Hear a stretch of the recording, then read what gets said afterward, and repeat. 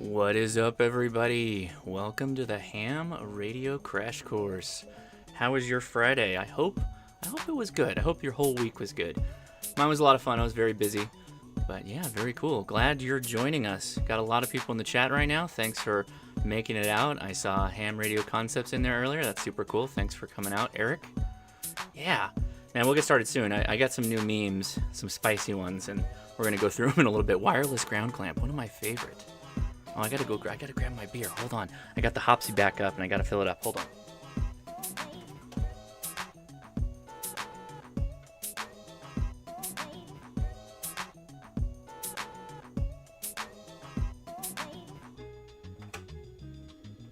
Yeah, sometimes this thing pours out too much head.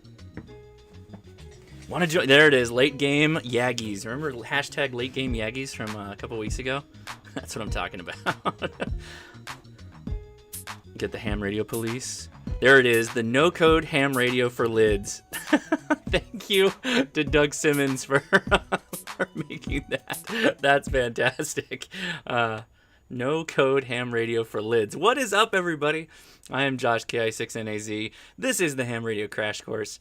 Our goal here is to create an inclusive environment to introduce people to the amateur radio hobby. Have a lot of fun while doing it. Am I playing over myself? I hope not. Okay, good. I heard it in the background. Anyway, so that's why we're here. And today we are going to be talking about actual people who helped save lives using amateur radio. Consider this a two-part stream, if you will. This is the first part today, and then next week the patrons have picked using ham radio in a disaster or emergency as the topic. So next week will kind of be the continuation of this. Think of, you know, as we're going through some of these stories, think about some of the trends, things you hear that you'll want to remember as you start building a kit or something like that. So, yep, I did indeed get a haircut. I also trimmed my beard a bit, but left this part a little bit long. So, giving a shout out from Central California to the best ham man. Hey, thanks a lot, Adam. Appreciate that. We got the UK. Hey, Ian's in the house from the Philippines. Got Massachusetts. Got Missouri. Birmingham, Alabama. Tons of people. Minnesota, Vancouver, British Columbia, right on. Hey, there's James Hannibal, right on. Very good. Remember, guys, James Hannibal is running a discount if you use the term, I think it's HRCC at Quirky QRPs. I believe the link is still in the description. You can check that out. Scroll down a little bit and you'll see it. All right. Yeah, a bit of a high and tight, I guess, but I left the front lawn. All right. So what's the news for today? Well, let me get this out of the way. Discord. We always do the Discord. It's kind of one of our favorite little spots to get together on the internet. It's a 24/7 chat and voice chat if you're interested in that, where it's focused on amateur radio, but we cover a lot of other topics. The links for that are in the description, and that's where we do our after chat, which after the stream tonight, we're going to hop over to Discord. Last time we had... Did we get 70 people last week? I don't know. I think the week before that we had 70 people for sure. It was a very busy week. So join us over there if you have any questions. I will have the call-ins on the latter half of this show, so you're welcome to call in as well. Zach's posting the link for Discord. Right on. I appreciate that. Thank you very much.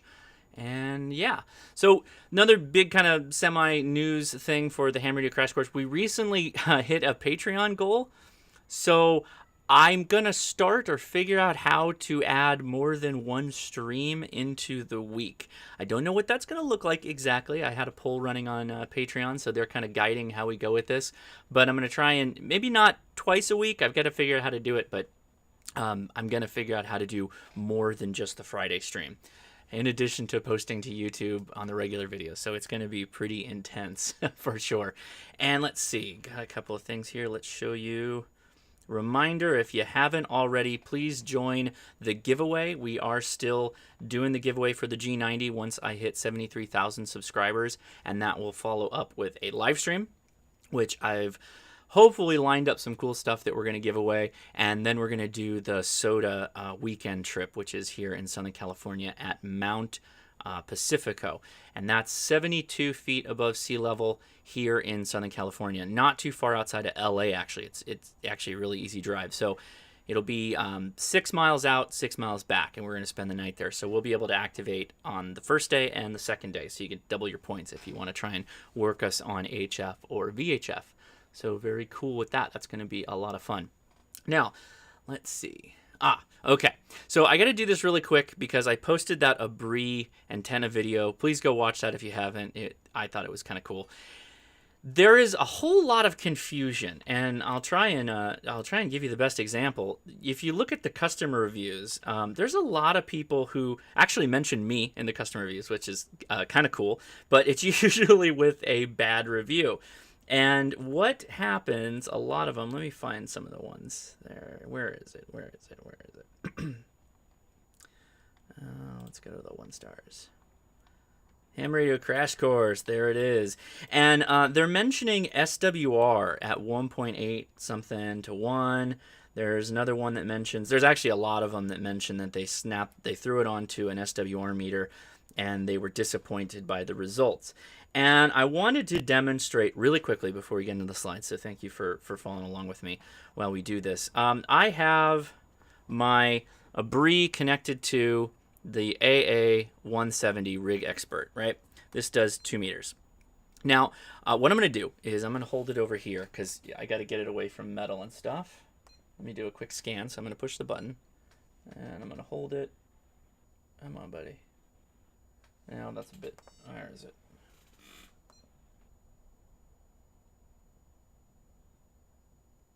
No, hold on. There's too much metal around here.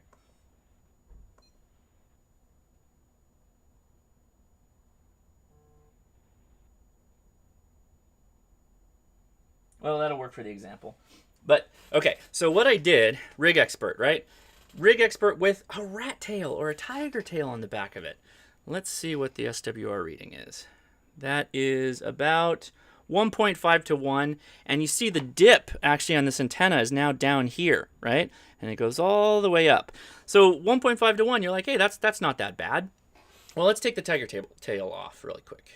And I'm going to talk to you about what's confusing about SWR meters, because people get really confused with SWR readings on an HT. So let's do that again. Let me slide it over here.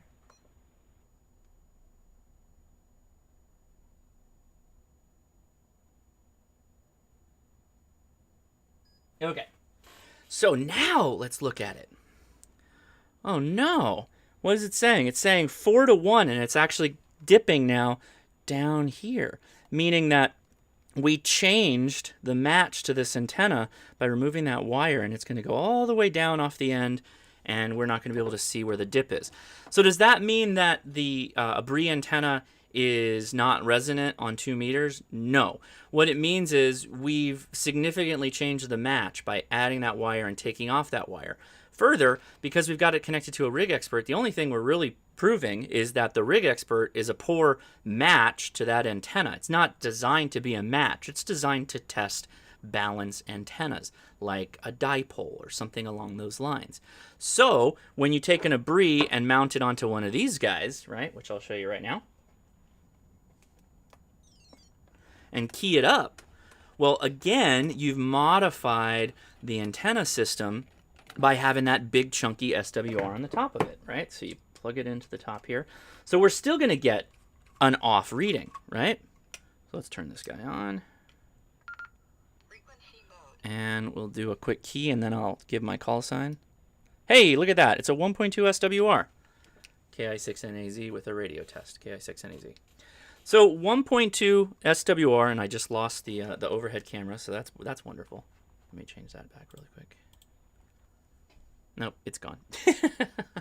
So anyway, 1.2 SWR when you have this connected to it. But this is a big metal box that's also changing your match. So you're constantly messing with the antenna match. That's why HTs get such a bad rap as being, you know, basically dummy loads, is because the HT antenna is affected by everything, particularly when you are transmitting it, when you're holding it against your head, which is why in that video I didn't want to do anything where I was, you know, had some kind of device on it to measure the SWR, because I don't know what testing apparatus Nagoya or Abri uses in making the antennas. I don't know what their saline head, how it affects the antenna. The proximity to the radio, I don't know. And since I can't recreate exactly what they're doing, anything that we do as far as, where'd that go?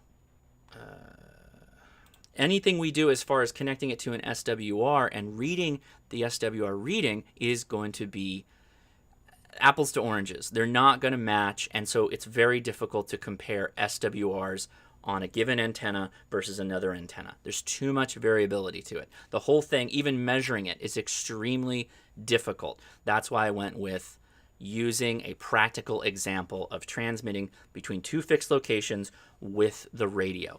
And that's why you got really good results from the Abri, is that it's actually a pretty good antenna. So just keep that in mind. When somebody says it's a bad antenna, or any antenna for that example, on VHF, UHF, be cautious of that on an HT, because one, they have their own problems, proximity to your face, poor matching, all that's true. But when they only speak in SWR terms, you want to be careful, right? So just keep that in mind. All right, let's read some of the comments. Okay. Outlander Systems, thank you very much. He says, in a recent video is where the rubber meets the road anyway. Yeah, so the radio never got hot. It never, when I was transmitting, it never warmed up because it was a poor match or anything like that. It just, it works really well. It receives really well and it transmits really well. I was very impressed by how it did on UHF. So, hey, I will leave it at that. You know, if SWR is really important to you, which it is when you start moving up to dipoles and HF, very important stuff. You know, we've talked about that in the past. But when it comes to HTs, it's a bit of black magic because of the human being in the loop and however they made the antenna. They don't know that you have a tiger tail or pigtail or whatever you want to call it. They don't even really know what radio you're using. So they're working with what they have with their testing apparatus. So keep that in mind. You're still going to be okay. And the radios are built somewhat to deal with that bit of a mismatch. So anyway. All right. Thank you for bearing with me. All right. Why do we have Skype on there? Bye-bye, Skype. All right. So, oh, that's not going to be good. Hold on. I was going through my slides beforehand, and then I got distracted trying to get everything ready. So, all right. Well, anyway, thank you for taking a little detour there. What are we talking about? Ham radio heroes.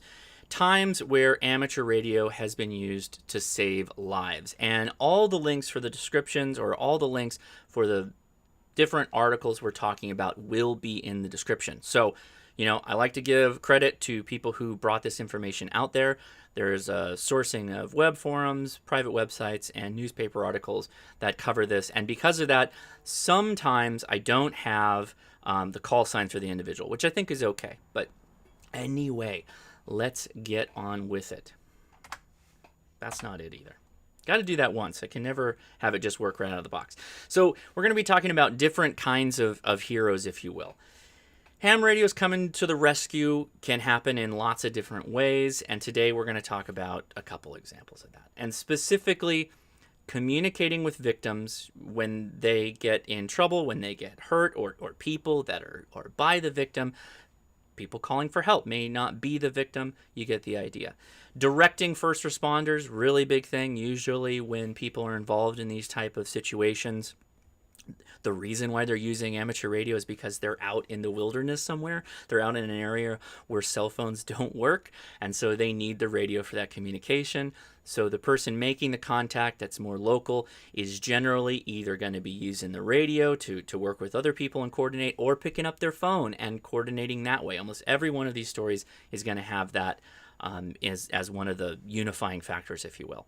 And then just emergency response in general. There's a lot of agility, I guess you could say, to amateur radio, because when it's working, you've got a direct connection to somebody. And it's that one-to-one connection, right? Like we talk about, the reason why amateur radio still exists and is still so useful is that emergency one-to-one communication, not having to worry about a network, not having to worry about a bunch of technology that can go wrong. Not to say radio can't go wrong, but less problems in that sense. And then lastly, relaying traffic. And I mentioned that as like, well, how did relaying traffic save lives? Well, we'll get to it a little bit as we get down the line, but I'll cover this first and foremost. There's relaying traffic like when there's a big hurricane and a whole country like Puerto Rico is taken out. There's hams that were transmitting traffic out of Puerto Rico into the States to let people know that they were okay. Now, did they save a life in doing that?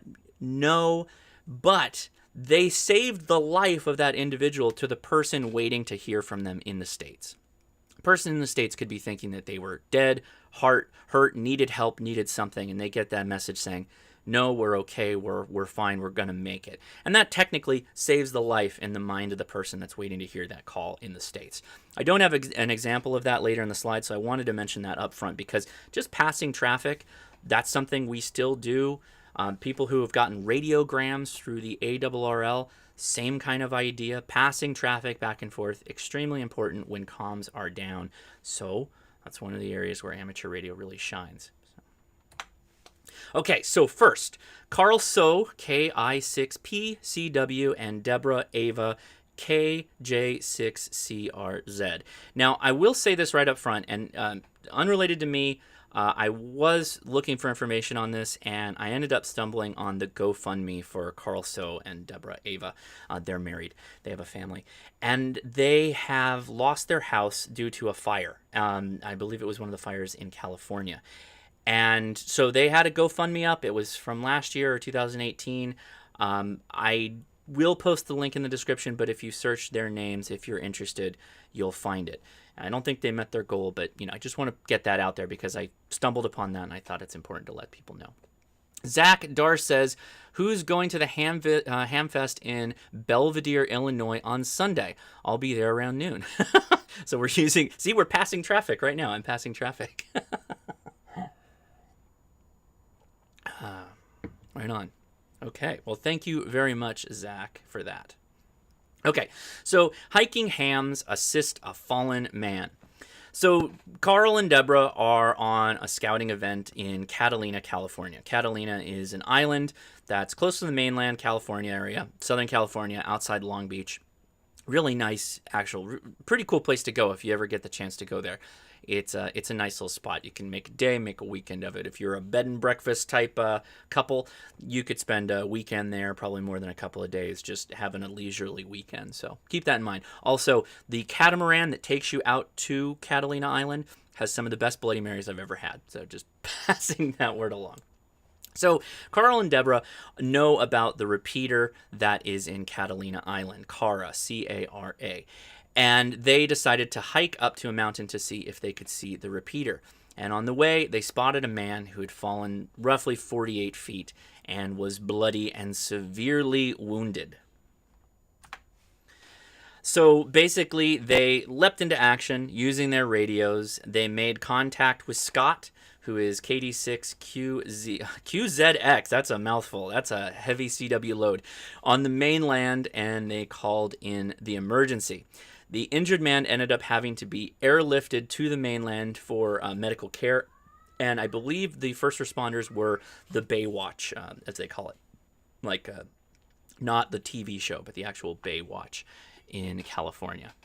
John, I think it's Geeds or Geddes, says, Catalina is beautiful. I have family that runs a few businesses in the one town on the island, Avalon. Yeah, it's an interesting spot. Kind of quirky, very quirky. No cars allowed, but they all kind of have like electric-powered golf carts.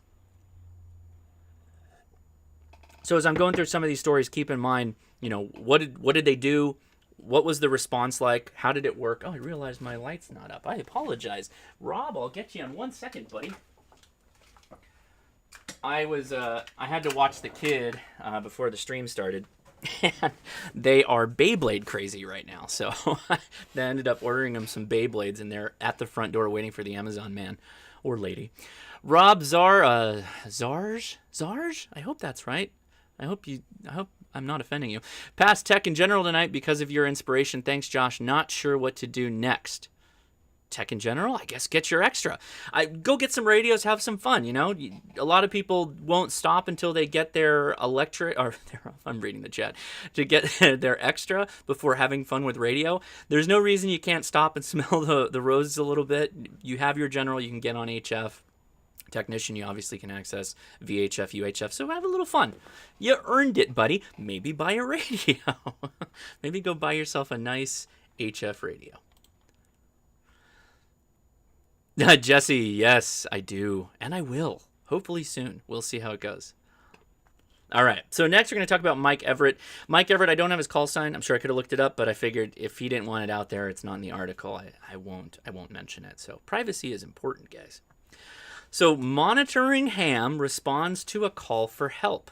So a 12-year-old was having an epileptic seizure on a campout, and one of the campers had a ham radio and called for help when the cell phones had no signal. Another familiar trend that we're going to be that we'll be talking about for the rest of the show. The ham seeking help used a local repeater to get his message out. Mike was the first to respond, although there was others, and he ended up calling in the emergency. During the call with 911, the dispatcher didn't believe that it wasn't Mike that needed help, that he was relaying second-party traffic or third-party traffic. So important to keep that in mind. A lot of these people end up calling for help, and there's a lot of confusion when you go from the radio to the phone because people aren't expecting an amateur radio operator to be the one that says, hey, by the way, this is who I'm calling out for. The Dirt Boy 999, thank you. Great channel. Thanks for the choice content. Cheers. And cheers to you, sir. Appreciate that. Thank you very much. Oh, and I do have my ham radio crash course mug. Thanks again. I'll take a quick side track here. Gary asks, is the HYS tactical folding antenna equivalent to the Abri? Yes. Yes, it is. Craig Walker says, y'all should look into the wilderness protocol. We talked about that a couple of shows ago. I will be mentioning it on the stream next week, so we will cover it in greater detail. But W6RAP, who is a search and rescue volunteer, a fellow YouTuber and fellow Californiite, is an advocate of the wilderness protocol. So is Jerry, KG6HQD. So if you're interested in that, you can go check them out. Just search wilderness protocol and you'll be able to find it. So here's a snip from the article. Mike says, I'm a home radio operator, and we just use it to chat to people around the country and further afield. I believe that this story happened in the UK, so keep that in mind. But very occasionally something happens like this. I've been licensed for 5 years, and this is the first time I've ever had to do this. Some people would be a little hesitant, but I was more than happy to help, he added. Within 3 minutes, the emergency services were on their way to May, who is the injured child or the child having the seizure. First to fire brigade's emergency responder arrived, and then the ambulance, which had been some distance away on the M5. The M5 being I'm guessing, a roadway in the UK.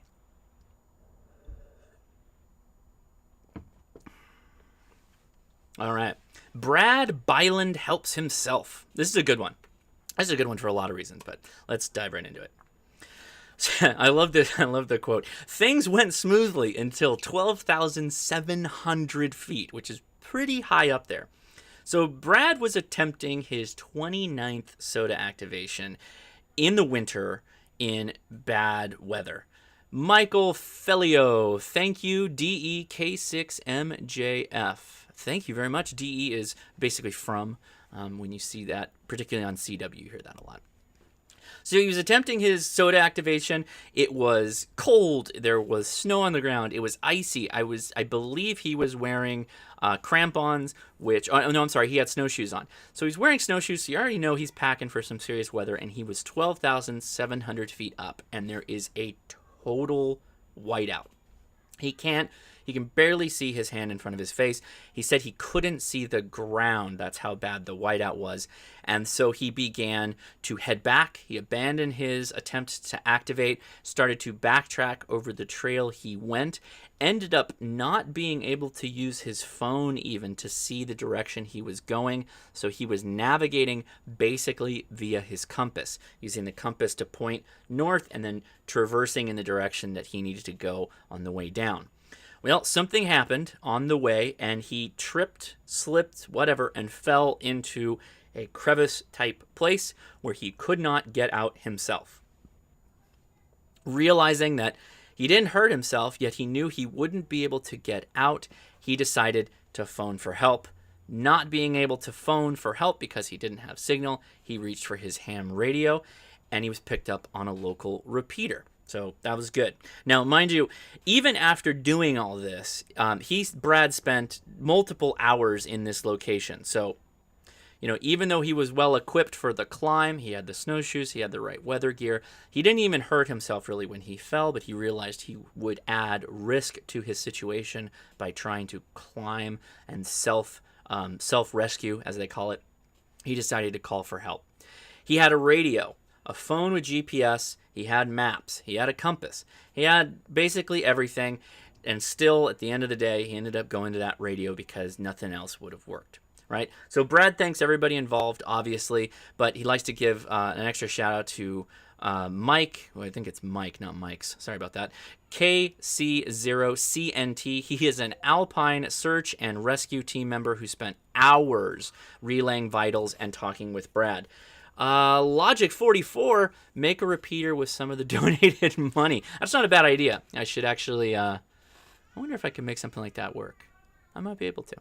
So one of the things that you're going to hear a lot is there's usually somebody that's in the mix and was likely involved with emergency response in some way. And it seldom is just, I heard a radio call for help and I responded with my radio and I phoned it in and then, I'm done, I'm out. Most of the time, the individual stays on the air with the person who is stranded or hurt, or the person who called for help is with the person who got hurt, and they stay there on the air. And just like said here, relaying vitals and talking with Brad. Relaying vitals, and is he going hypothermic? How quickly should search and rescue go to get him, right? If he's okay, they can take their time staying safe and get enough time to get out there and get him out without having to rush, right? Because the more you rush, the more likely you are to take shortcuts and end up hurting yourself, right? The Puerto Rico, right? So Puerto Rico, the perfect storm. I mentioned the perfect storm because total blackout, right? Hurricane Maria, Category 5, 165 mile hours, sustaining winds, takes out all the power structure, kills all the power lines, leaving the island 100% without power. Bad situation, right? Immediately a bad situation. So with all the airports closed due to the Doppler radars being destroyed, ports closed which prevents relief efforts, right? Because the ports have boats that are damaged, just detritus that's in the water. Ports are closed for the first couple of days, if not the first week. And if you think about, you're in an enclosed environment, the island of Puerto Rico, an emergency happens, takes out everything. Everybody is dealing with their own damage, own destruction, possibly hurt, sick people, whatever. People, first responders, a lot of them stay home because they've got to take care of their own family, right? There's looters and thieves running around, random violence because the police are also stretched thin. They're also first responders that got to take care of their family. Bad situation. I call it the perfect storm because it was literally an inclusive environment in which total destruction happened and people were kind of left on their own, right? Dealing with not just a disaster, but also dealing with the very real reality of humans kind of being bad to each other, right?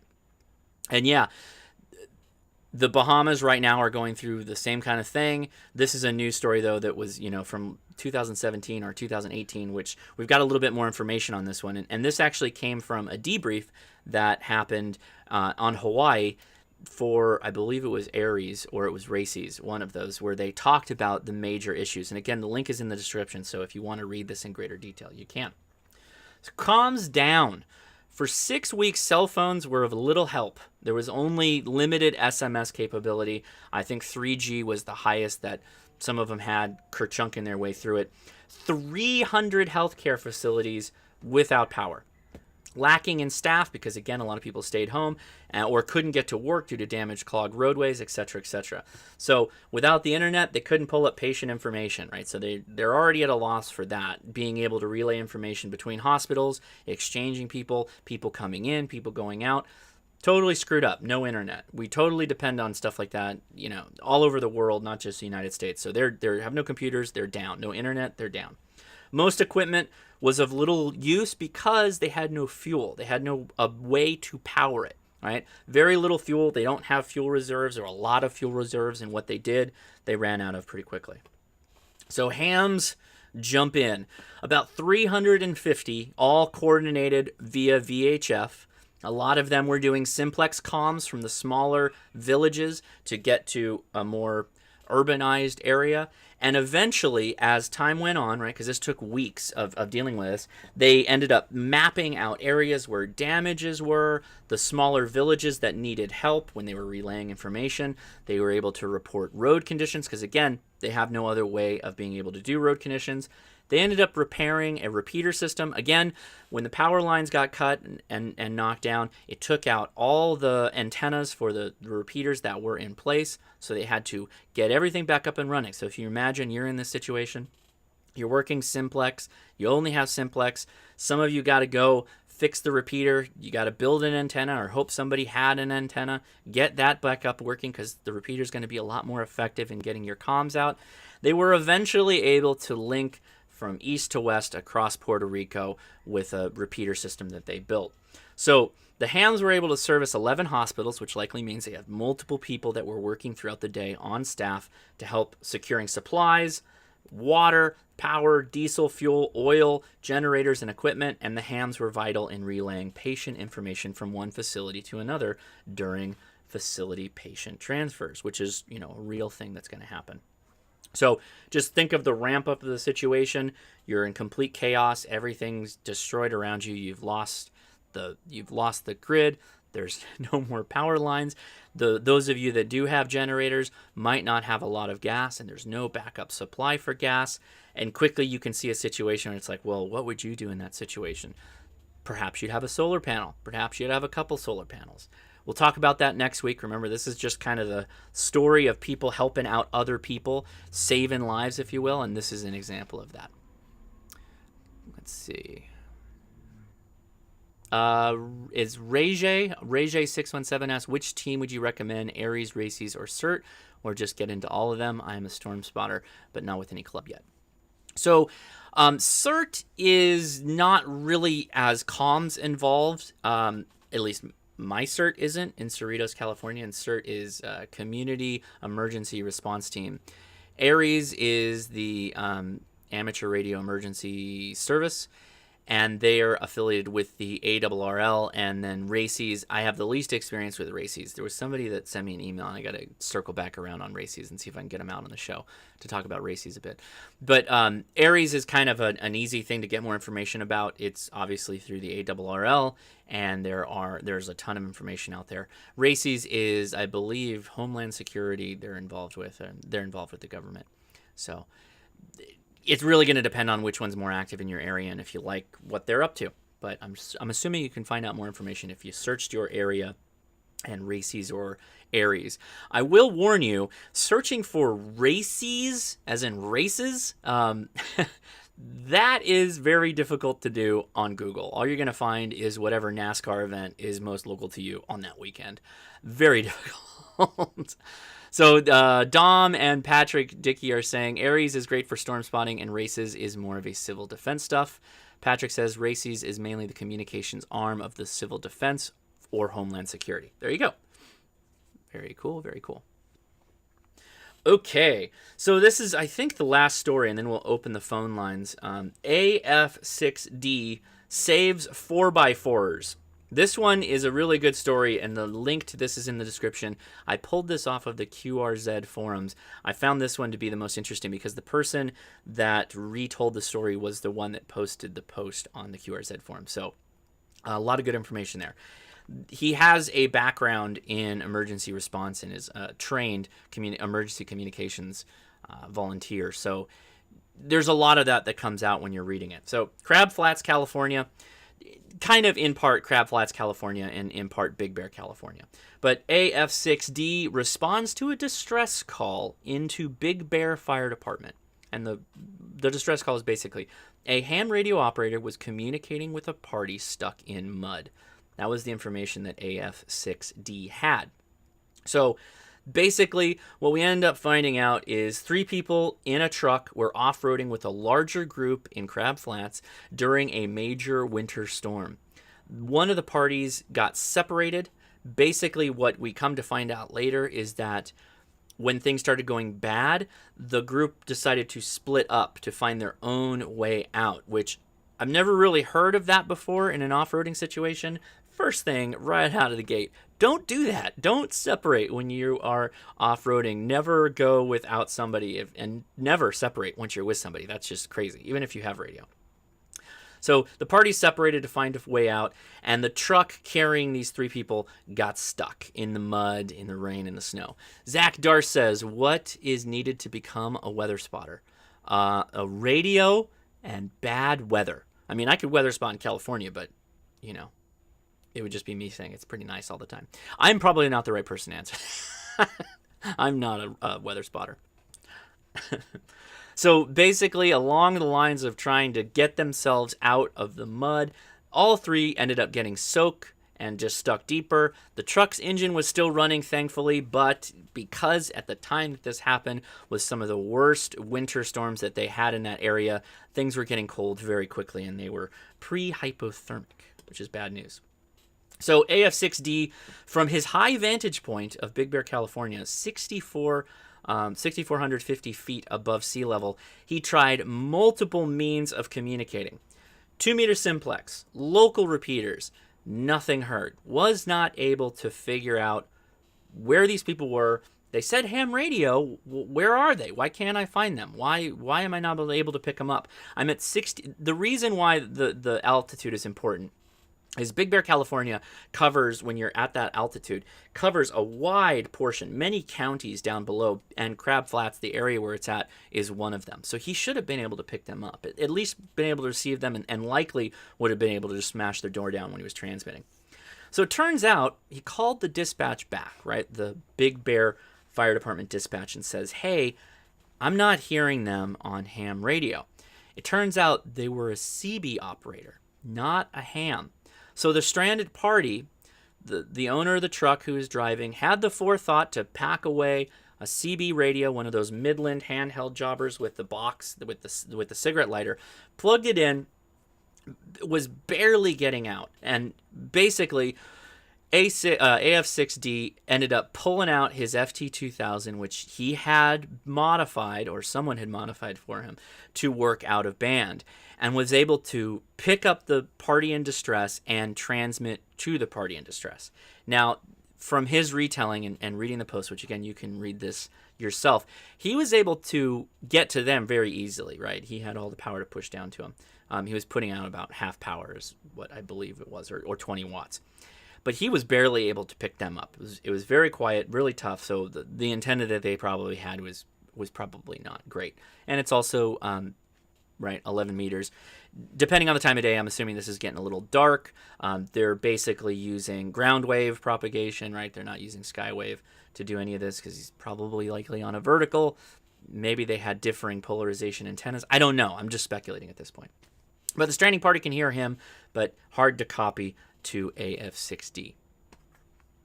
So over a 12-hour period, the party finally gets to the hospital. They had to scramble snowcats.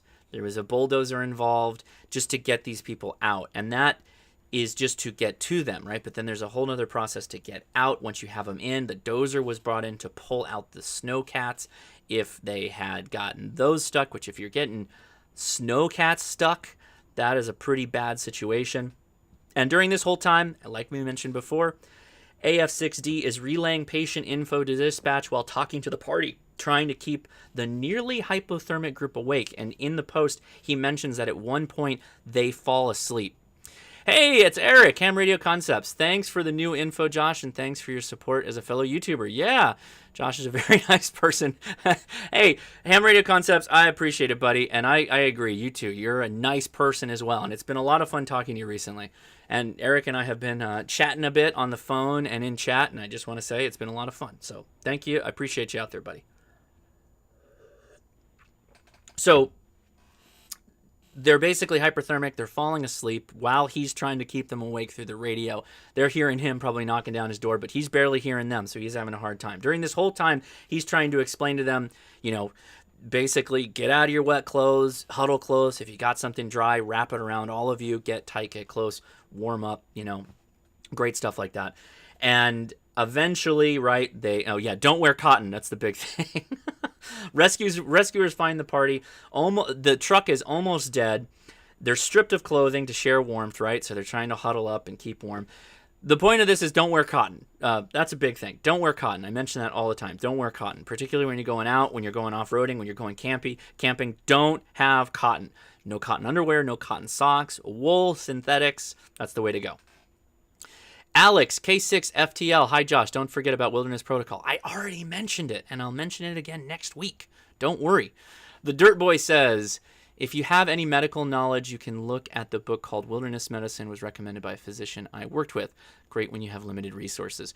True. I've gone through that book a bit. I'm not going to say like I studied it super hardcore, but a lot of times it's really easy to have pretty good medical stuff on hand when you go afield.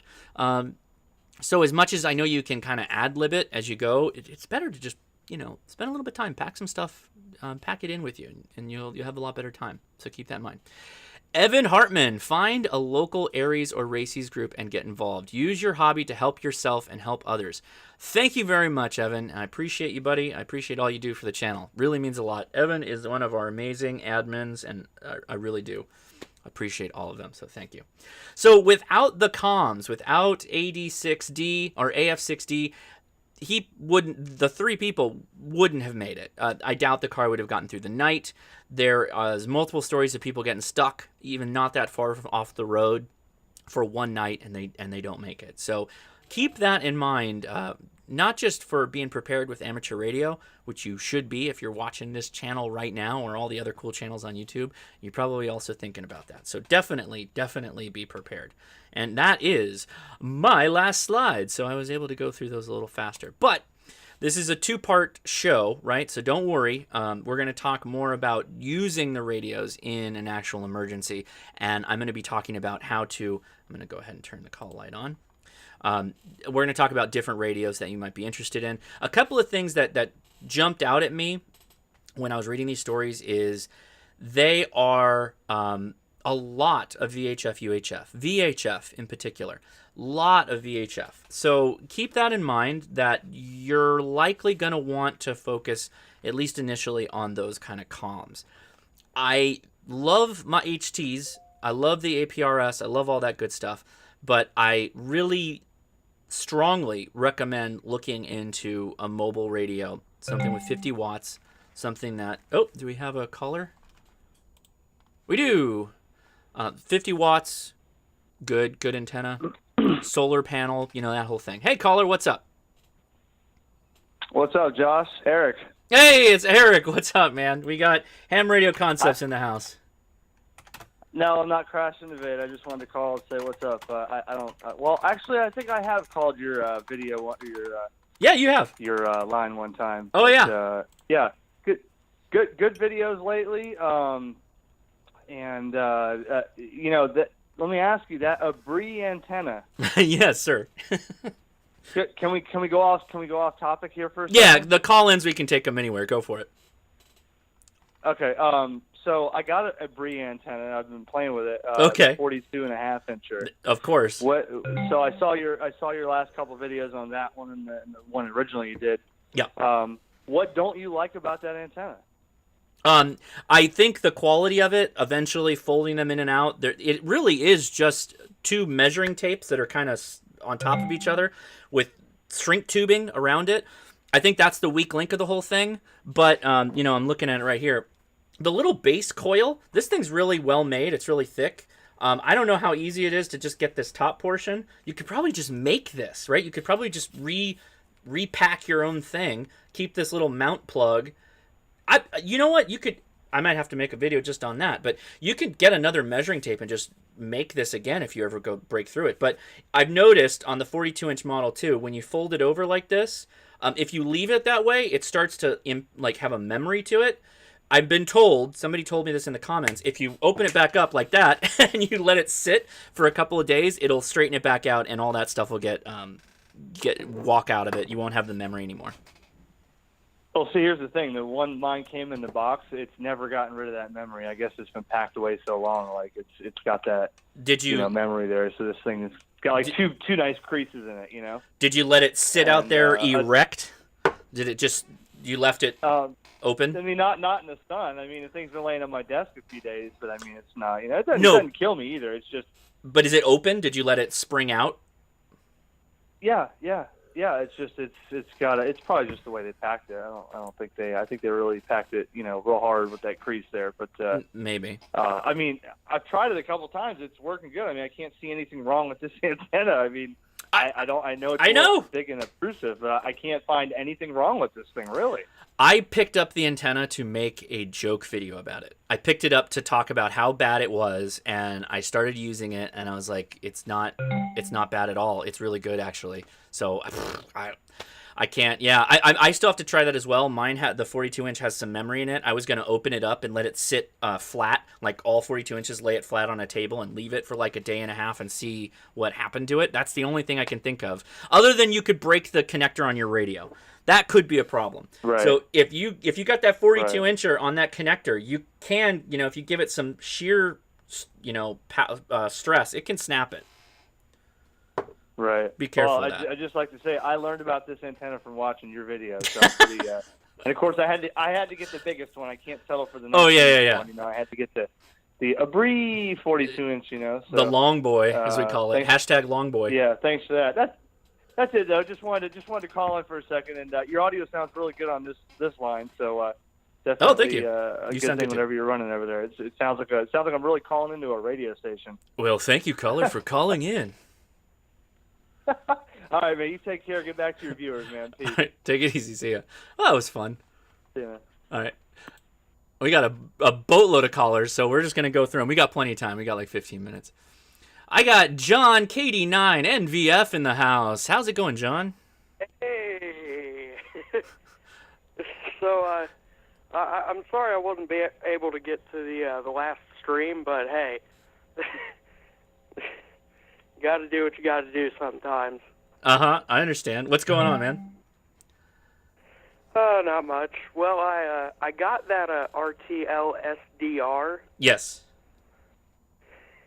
It's actually really good. Oh, yeah. Yeah, for sure.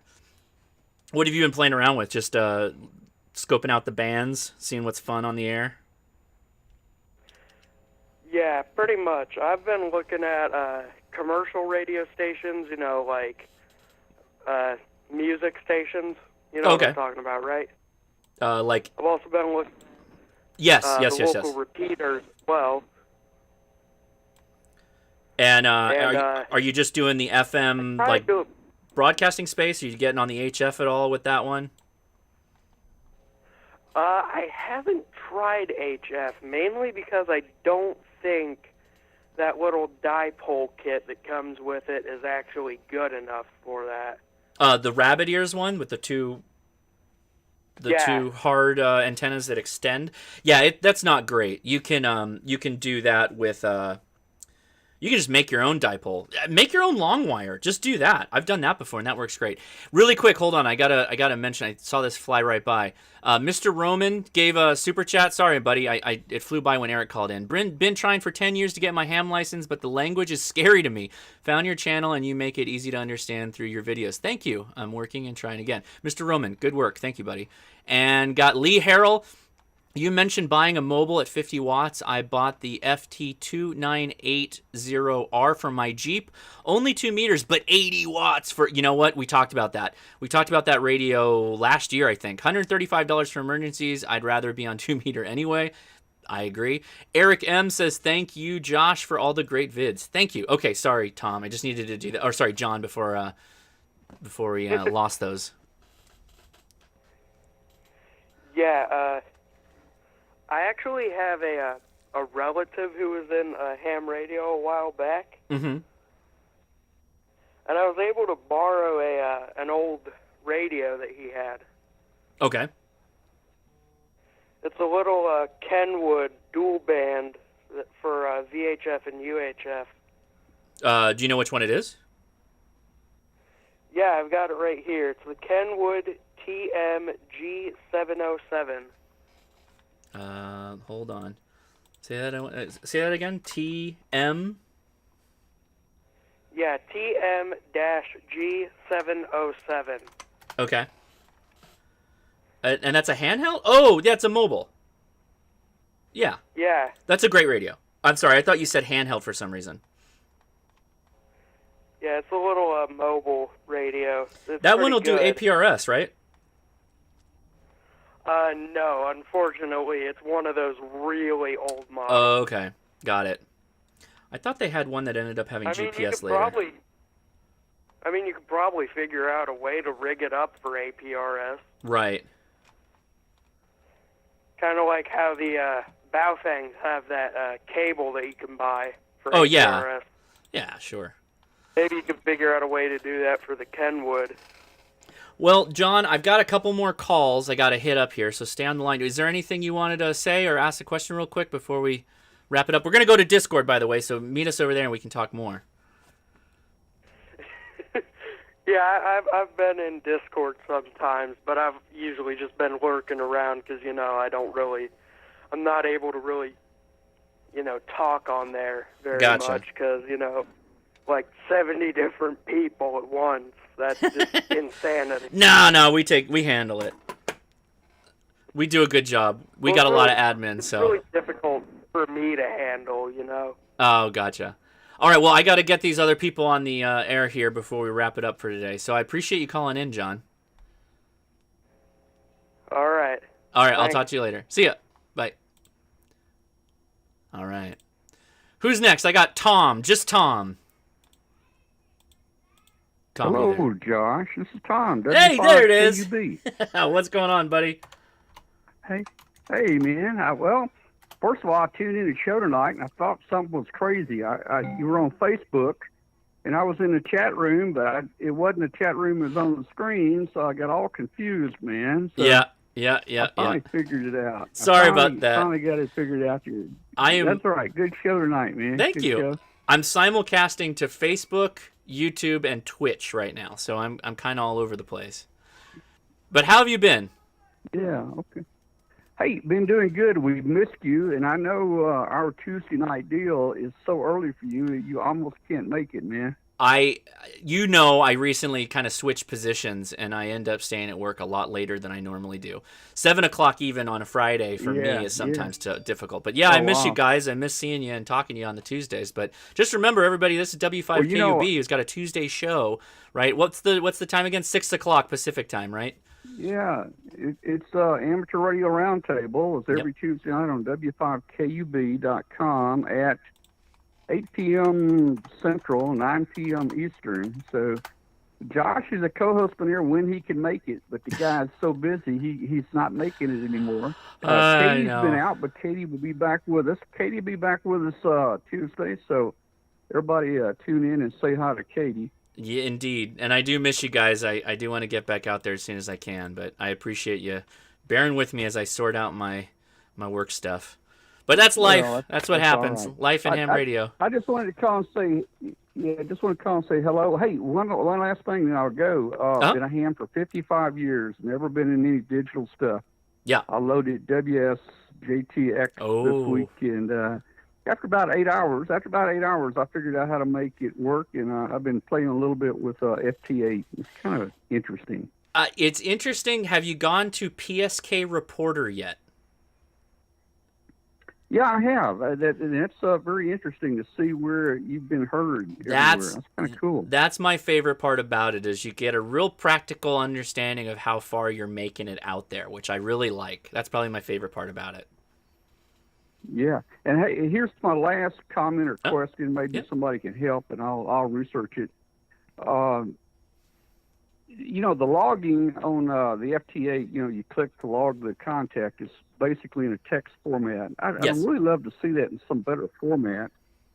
And I'm looking for something that it can automatically upload it to QRZ or any of the others, or maybe standalone, but I need it to be in a different look, Well, so the file that it exports to is Cabrillo format.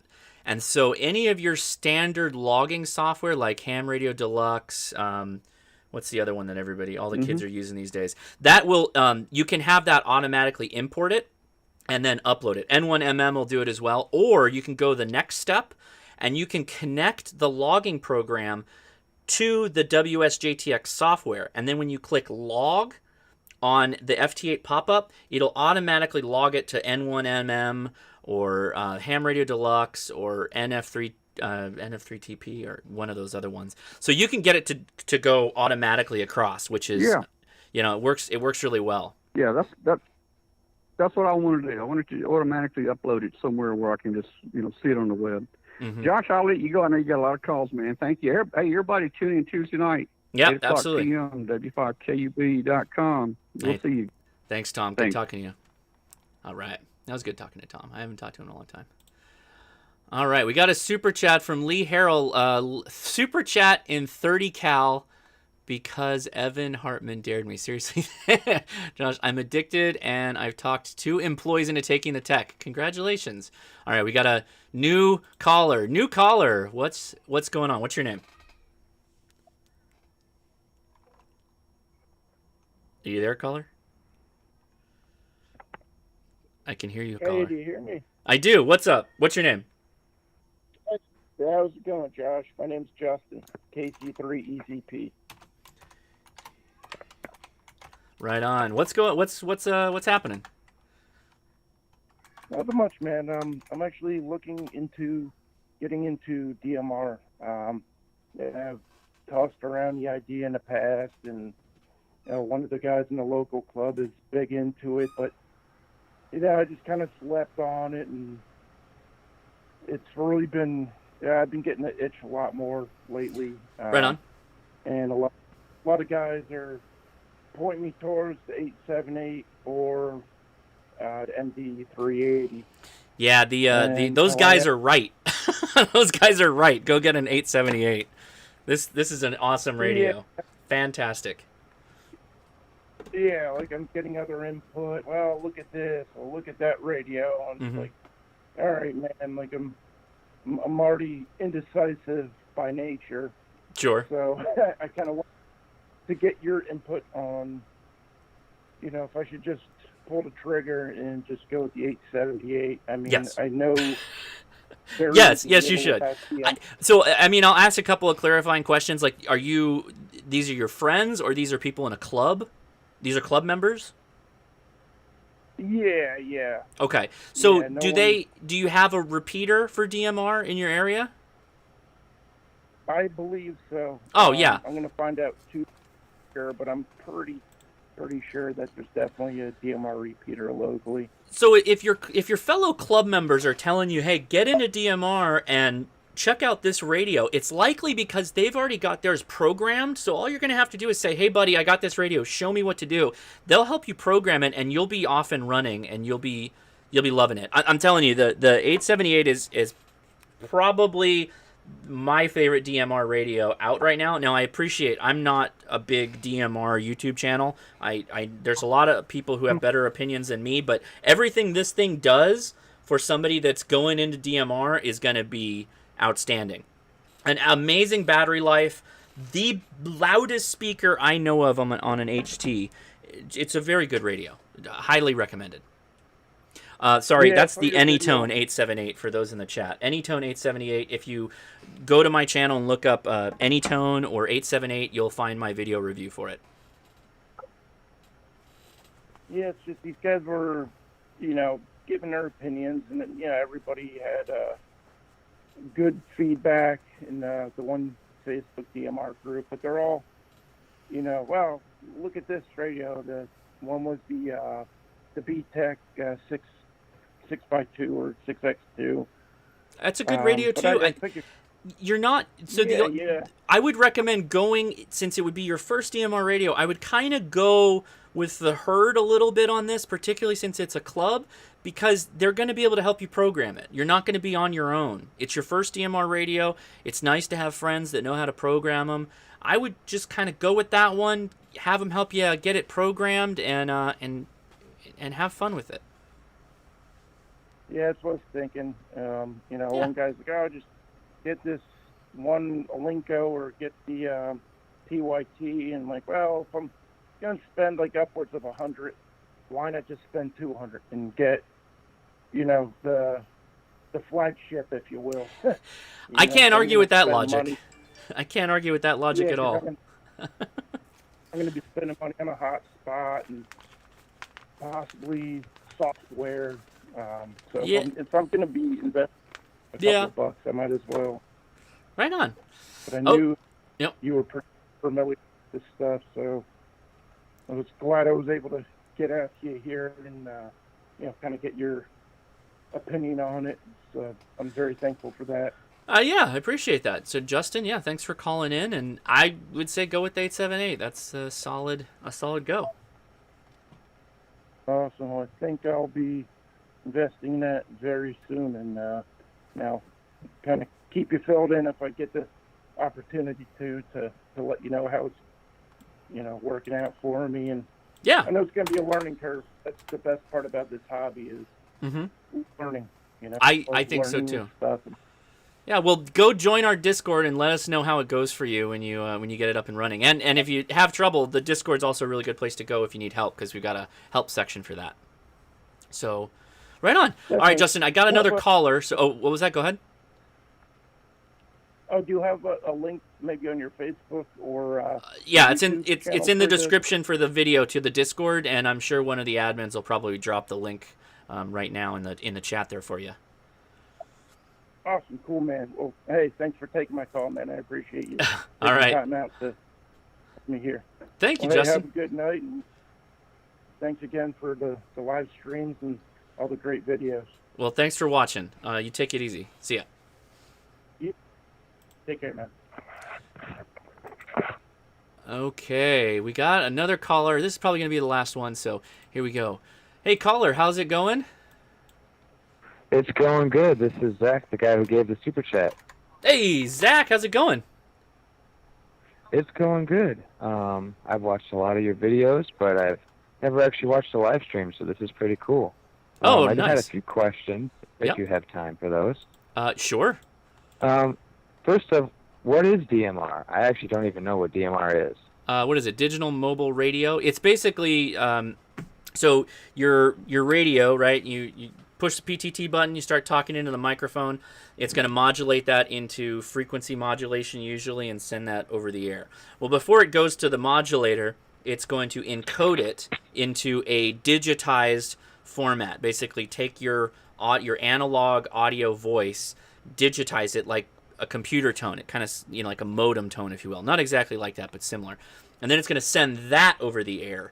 And the other end will receive that digitized voice, decode it, and spit it out as audio. And now it's going to sound a little digital. It's going to have some digital artifacts, but it's generally a very fun mode because there's all kinds of cool stuff they can do with it as far as repeaters go and how you can use it on the internet.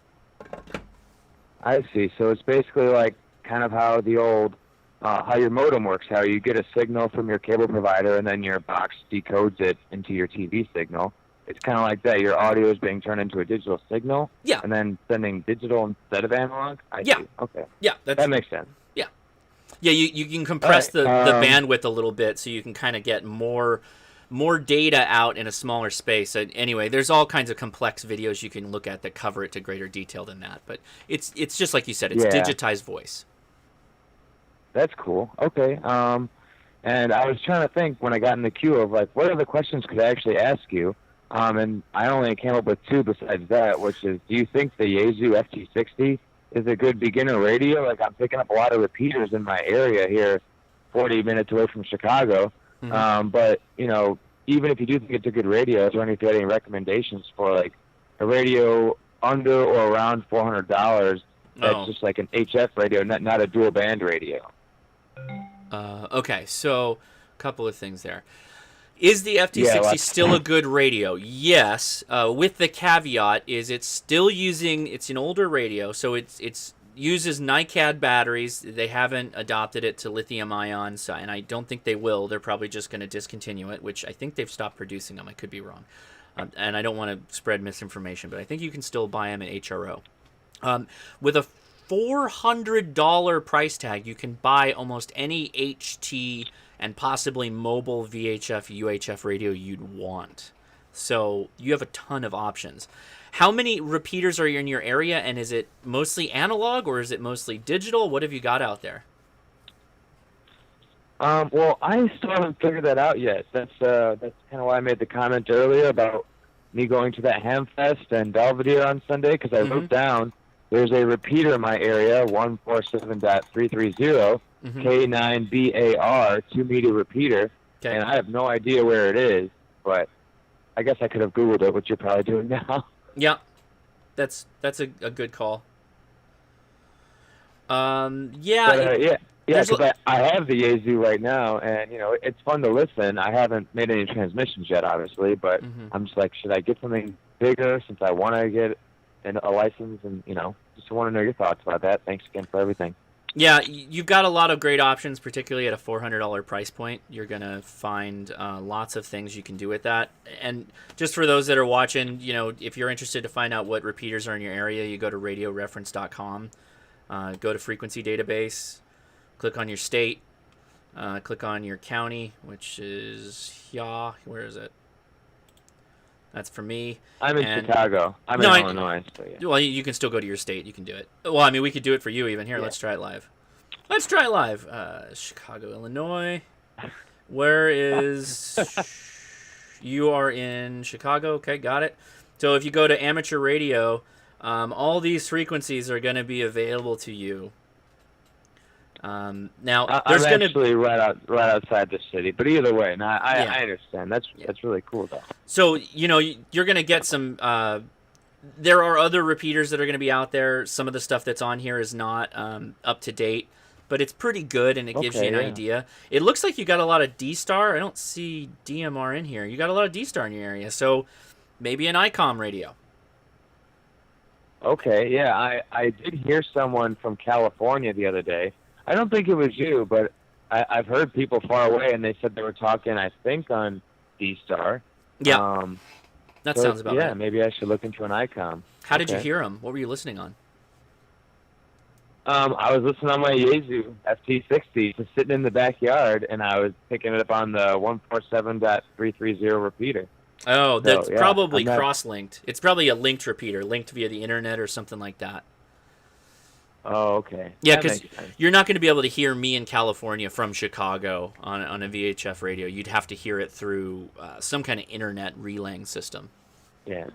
Would HF work from here to California? Yeah, it will. That's more expensive, though. You're going to need a big honking antenna, more power, bigger radios, that kind of stuff to be able to do that, though. I see. So before going to the HF range, I could get somewhere around the $400 range, like a radio that, works with all the repeaters and has a little more functionality than just this one, and probably hear across the country and whatnot. Well, you're only going to hear across the country assuming that the repeater that's local to you is internet connected to other repeaters. You're not going to VHF, UHF is line of sight. You can only hear at most from a HT maybe 60, maybe 100 miles if you're really lucky, but that's you don't get that atmospheric bounce like HF does. You've got to basically it's local comms. Gotcha. So I'd be looking at a lot more money.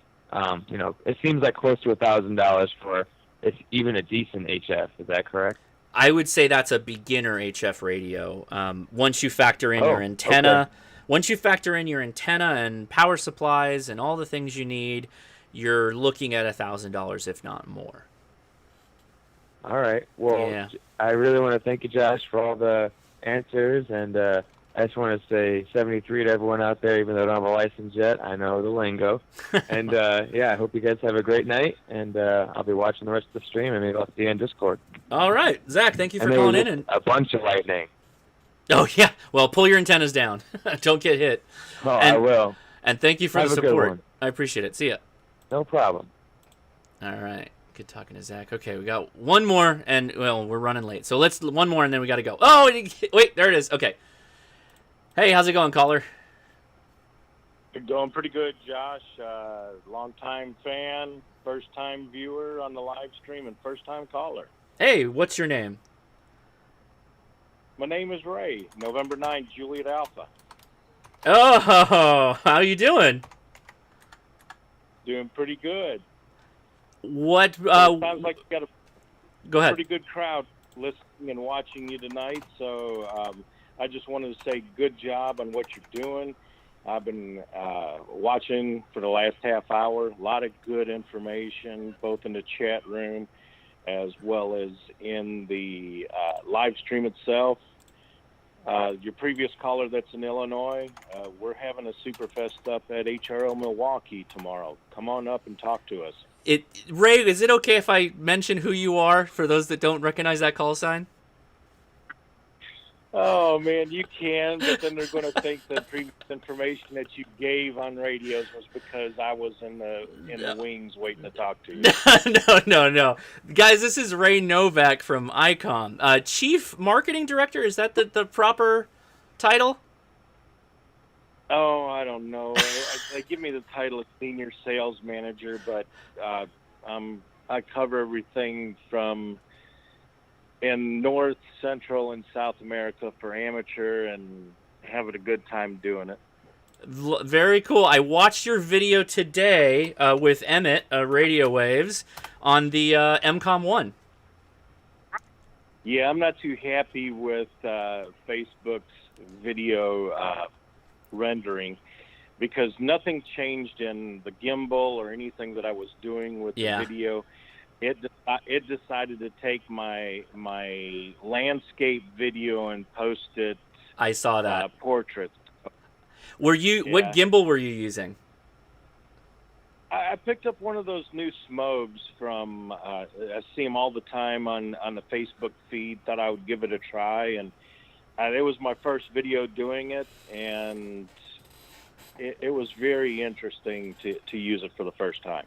Yeah, I have one, and I have noticed, I don't know that this happened to you, but if I tilt it, the gimbal thinks it's doing the right thing and will try and flip it vertically or horizontally, and that freaks the programs out, I've found, when I do that.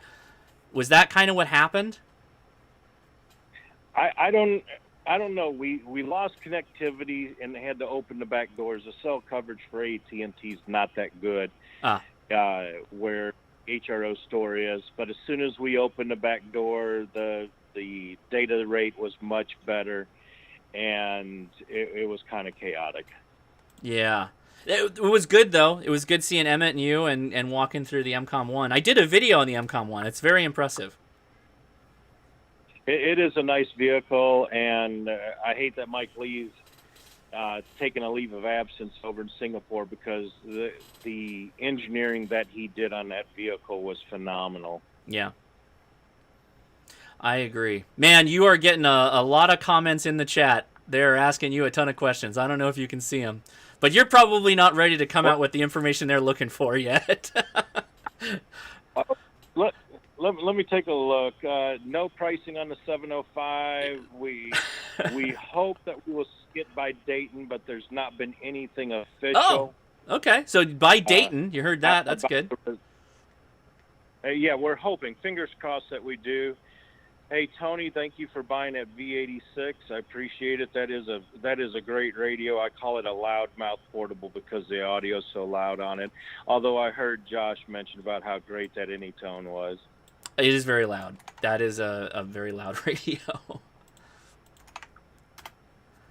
Well, I think that was mainly the questions. Everybody wanted to know release date. Release date's the big thing, but Dayton sounds about the right time. I would think that's when a lot of stuff goes available or hands-on, right? Anytime that a radio is shown for the first time, either in Japan or that we do it at Dayton, if it's under glass, I speculate a minimum of a year. The 705, they had multiple working units at the Tokyo Ham Fair. So I think Dayton would be a real good time frame. Mm-hmm. In the UK, they got the big HF conference this weekend, and the input that I've got is it was under glass, and it actually was just a mock-up sample, so there was no power. It was just the graphics on it. So. But it looks like that's going to be a very exciting radio. Yeah, that has been a ton of comments that I've gotten on that. When I first saw the the video you posted, that was, I think, that same day we were doing the live stream for Friday. So I ended up getting some information out there for people that I saw on your video that you did, which is great. That was very helpful.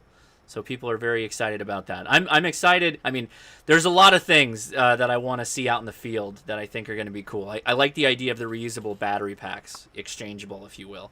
So that's been my interest. Yeah, that is a very interesting concept. The one thing about it is the battery pack that works with the 705 is the optional high-capacity battery pack for the 31 and 51. Okay. So the voltage output's the same. It's just the capacity is a lot different. So I don't know how the smaller capacity would work.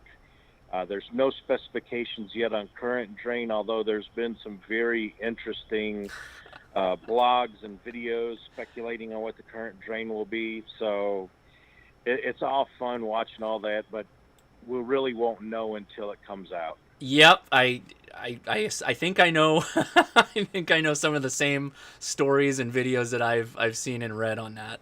A lot of speculation. Now, there was one video that I really liked to see, and that was, instead of being a naysayer video or how it should have been done better, the guy actually took a pragmatic view of, okay, if it's released, the information that's released is what it's going to be. How can we have fun with it, and how will it work into his particular use case? And that was pretty cool to see that. Was it Julian? OH8STN in Finland? Oh, yes, that was it. I recognized the call there. Yep, yeah, he has a very specific use case for his radio use. And so we've all been talking, I call it the triad of QRP. I think he has another name for it. Is you obviously want something that's portable. You want power if you can get it, but power can be exchanged for utility. And one of the big things is USB sound card. That's been one of the big items that we've been looking for, is having a QRP radio with one cable, just one cable to your digital device. So if you want to do something more advanced with it, you can. And so there's a lot of people excited for that. Yeah, that's true. But you've also got Bluetooth built in. You also have Wi-Fi built in. What can we do with Wi-Fi? Well, we can go to the internet. What will it allow us to do? I didn't even think. I didn't know it had Wi-Fi. I knew about the Bluetooth. Oh, so that may be new information. I didn't realize it had Wi-Fi. Very cool. It was either mentioned in my video or in the brochure or in Japan ICOM's official video on it, but that's very interesting to see that kind of technology put into it. Yeah, that's awesome. Oh man, yeah, we can do all kinds of stuff with that. All right. And it's my understanding that it's going to have the BLE Bluetooth chipset, so you're looking at low current there. Okay. So I know they've looked at low current devices before, so it shall be interesting to see the final release. I'm very excited, very interested. Well, man, Ray, thanks for calling in. This is a fun little surprise. Where are you this weekend? Is it Milwaukee? You're there for the HRO event? Yeah, I'm up here in Milwaukee. I saw one guy ask if he could come up to the event and get a free radio tomorrow, a free 703. Wait a minute. A free 7300. Sorry. It's been a long day. 7300 is one of the prizes tomorrow. Ah. So, yeah, come. You got to be in the barrel to win. So there you go. Very good. Well, thank you, Ray. I appreciate you calling in. What time is it over there? Past 10 now? Yes, sir, it is. Well, I appreciate you staying up and hopping on. That's awesome. Alrighty. All right. Well, anywhere you want people to go check? Are you going to be posting to Facebook? Are you going to be posting to Facebook tomorrow? Do you want people to go check you out there, or where's some of the media from your event this weekend going to be? I know HRO's Facebook goddess Katie's going to be doing some live streaming from there. So I think with the way Saturday is and Illinois being such a ham state as well as Wisconsin, Will and I are going to have our hands full in the booth. So sure. I probably won't be doing any live streaming tomorrow. Understood. All right. Well, yeah, I'll tell people to go check out Katie Allen. She's on Twitter too, by the way, and you can follow her on the HRO Facebook. Well, Ray, awesome again. Thank you so much for calling in. All right. Are you going to be down at Pacificon later next month?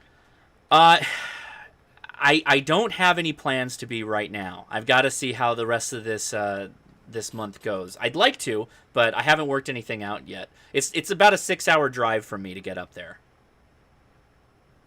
Okay. Not so bad, but yeah. No, not so bad. It's about a 4-hour flight for me. So yeah. If you make it, man, we'll see you there. All right. Sounds good. Thanks for calling. All right. Have a good night. You too. 73, everyone. Oh yeah, 7-3. Well, that was very cool. All right. Well, that was a first. I don't know that we've had a major player in amateur radio calling a show before. That was very cool. Very fun. All right, guys. So I've got to do. Oh, you know what? I got to mention this before we go. I got something in the PO box. Let me hold it up really quick. And I would do this on the overhead, but the camera died. Great letter. It was this nice little thing. Great letter. I'll mention the name just so that I can tell him he got it. Cedric Havens, KD2 SPB, sent a really nice letter. He sent me a challenge coin from L3 Harriscom, which I was very excited about. That Harris makes military radios. When I got the package, there was a very intentional slit that was cut. So somebody felt this thing up, felt a coin-shaped thing, slid it open, and took it out. So be careful. You know, put some bubble wrap around whatever you've got, and you know, make it a little bit safer. I'm very sorry about that, but wanted to say thank you, and I appreciate the effort. That was really nice. So last thing before we go, and then we're going to go over to the Discord. Gotta say thank you to the patrons, all my patrons right here, or some of them. These are the producer patrons. Chris Ebert, Kerry Blackwell, Franklin Lewis, I skipped ahead. Jason Brown, Jason Siebert, David Dansero, Danny Miller, Wesley Magyar, Barbara Schrock, Will Ladd, Franklin Lewis, Brad Snyder, Dennis Dunderdale, Garrett Larson, Jonathan Franson, 86 DM Dennis, the Wyoming Ham, who I saw. We've got a couple of the patrons in there. There he is. There's the Wyoming Ham. Very good. I know I got to have him check in. Randall Hensley, Evan Hartman. Evan, thank you again for your support and your big help to everything. Dennis Mickelson, George Gaini, Andy, Kenny Miyamoto, Ron Thorson, Ken Hall, Corey Vuelta, Mr. Mo, David Mayers, Devin B. Hedge, Mark Chase, Raymond Cracker, Geraldo Kelso, Rob K8BCR, Lee Harrell, Michael Kearney, Steve Barker, Mark Fields, Corey Shelton, Brad Nadeau, Stephen Hunt, Brian Nosowitz, Conrad Carroll, Mike Marusin, Mike here. I did this last week. I got to stop and read this beforehand. Mike Hurley, I believe it's Hurley, Gerald Carpenter, and the Brew Crew, but I realized I need more space. Ian Webb, Sean Bales, James Barrett. This is a new one for me. And then someone help me out. Someone help me out. I don't know how to pronounce this name. If I'm even pronouncing that right, please let me know how to pronounce your name. I don't want to butcher it, and I don't want to try and risk. Yeah, please send me a message. Chad Newton, Rob Zarge, John Molnar, and got a message. 86 Dennis, can't say enough. Thanks for the stream. Look forward to Fridays with HRCC. Thank you, Dennis. All right, guys. That is it. I'm heading over to the Discord. If you want to follow this conversation or keep it going into the after chat, I'll be on Twitch too, which we'll try and do some QSOs or something fun on that end. Anyway, thanks so much for watching 7-3s, and take it easy.